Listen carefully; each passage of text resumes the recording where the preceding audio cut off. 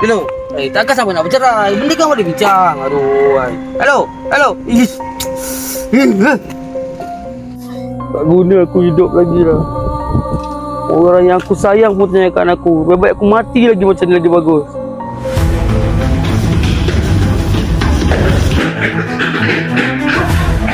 Ini apa nak berlawan? Mangsa, belah sana mangsa.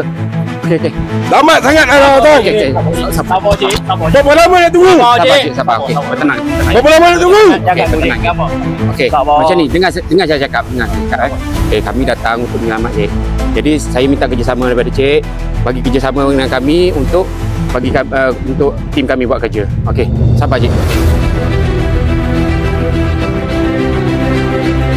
Buat apa kau datang? Balik! Sabar cik, bunuh diri bukan jalan penyelesaian cik. Berbincang dengan kami cik. Berbincang dengan saya cik. Tak payah kau makan aku. Biar aku mati je kat sini. Cik, tenang cik. Balik. Tenang cik. Cik, tenang. Cakap masa. Lepas. Jangan melawan cik. Jangan melawan cik. Pegang. Pegang dia. Lepas! Sudah cik. Okey. Okey, Cik Zul tahu tak apa yang cik buat tadi? Sepatutnya Cik Zul tak boleh buat macam tu.